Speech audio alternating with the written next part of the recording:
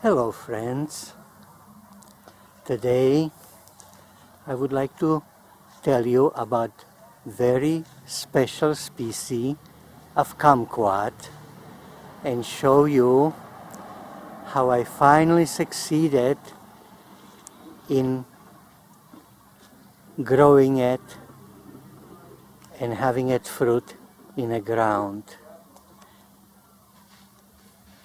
The kumquat is called, Latin name of the kumquat is Fortunella Hindsii, and common name is Hong Kong kumquat because it grows on the slopes of Hong Kong.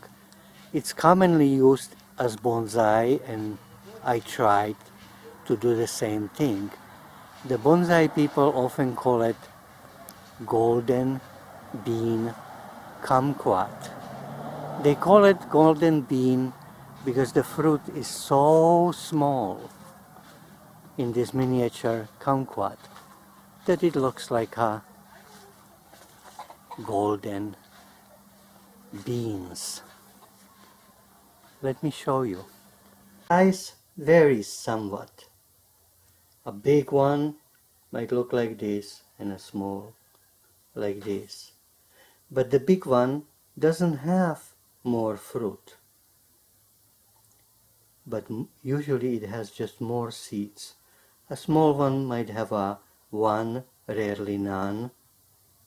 A big one, 2, 3, rarely 4. A golden bean, a Fortunella Hindsii, a Hong Kong kumquat, is basically a tasty skin and seeds. Let me open one and show you.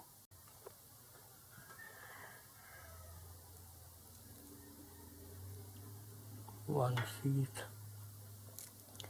another seed, a third. Okay, so this big one had 3 seeds. And this one, no seed at all. Well, the typical one has one seed. But here are 2 exceptions. Very small fruit with no seed, and very big, tongue-in-cheek intended, very big fruit with 3 seeds. First time I got attracted by this dwarf kumquat when I was leafing through a wonderful book, Bonsai, Classical Bonsai of Japan, and I found 2 photos of such a bonsai. Here is one.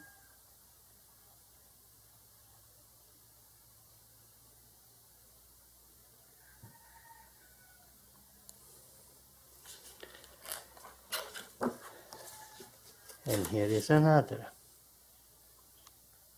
According to the author, this one was probably grafted, while the other one was on its own root. So I purchased some seeds on eBay, and they readily sprouted, and within a year or 2 they bloom and set fruit. The problem is that just as readily each tree passed away. The problem was that in the soil here, in the environment here, are microscopic snake-like organisms called nematodes that attack the roots. So over the years I tried many times, and many times I had only short-term success, and each time long-term failure. So finally I got some seeds of a citrus that is local nematode resistant. It's actually miniature lime that over generations escaped cultivation, and by natural selection the survivors, the resistant ones survived. So I planted seed of that and bud grafted Fortunella Hindsii on it, and this year, first time, I have a heavy crop of fruit. Let me show you. Here I planted one in the ground, not grafted, and it just gradually died. And here I planted seedling of nematode resistant citrus, grafted right here, the Fortunella Hindsii Kumquat, and as you can see, grew very robust, very tall, to get over the shadow, to get above the shadow of other things. And look how much fruit this twig has.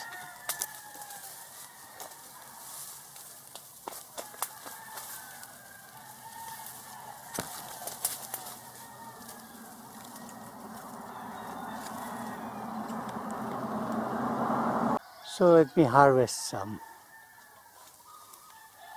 See this Yes. also what I'm holding?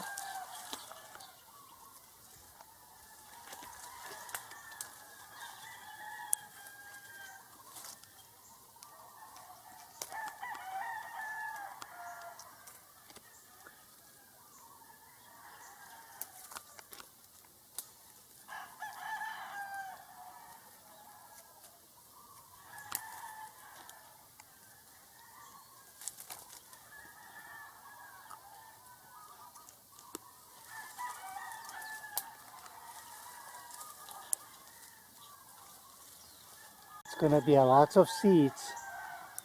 I wonder if some seedlings would be different than others, maybe variegated, or bigger fruit, or larger fruit, or smaller fruit. It's gonna be interesting to see.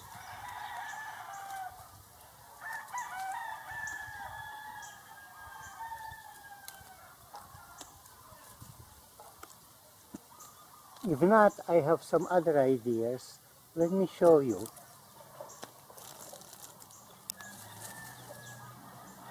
My other idea is to cross them.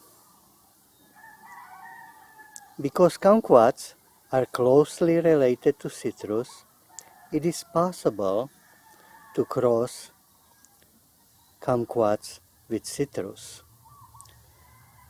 The problem is that the real big citrus might have a real big pollen particles, and that might not be too compatible. But here I have a microcitrus. This one is Microcitrus papuana, the last citrus to be discovered.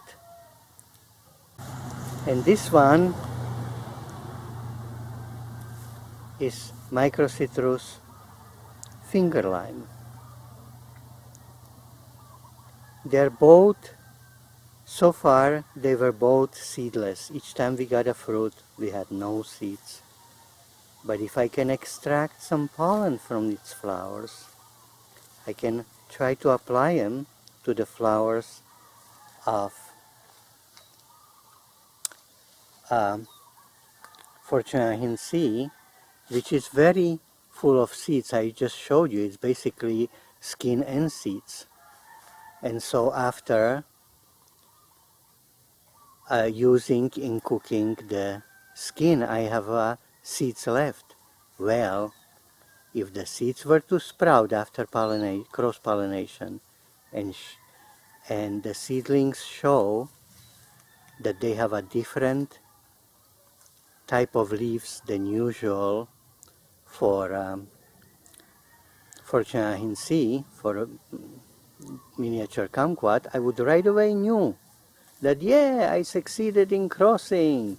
This is worth to grow till first fruiting to see what kind of fruit we get. Just to show you the difference between the leaves, this is how the leaves look like of the microcitrus. This one is microcitrus finger lime. This one is microcitrus papuana. And this one is Fortunella Hindsii. That'll be interesting project. Well, if it'll work out, I'll make sure to tell you.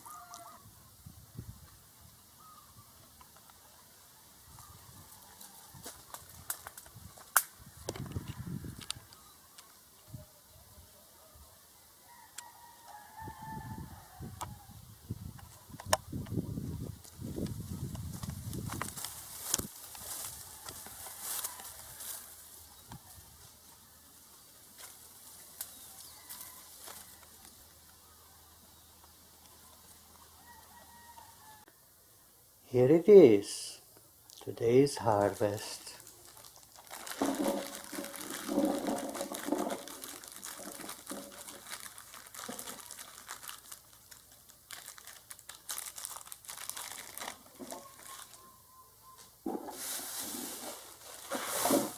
The biggest harvest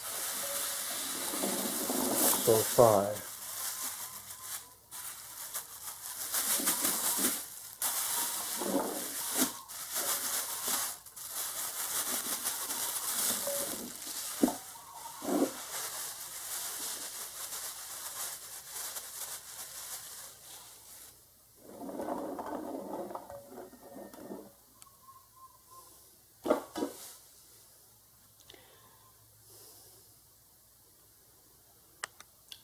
There is a Russian food called varenye, where they cook different berries with lots of honey or sugar and eat tiny bit of it while drinking very hot black tea from plates in winter. Some of those berries are kind of spicy, have kind of strong taste. I was wondering if peels of these wouldn't be good to use for that. Maybe I'll try.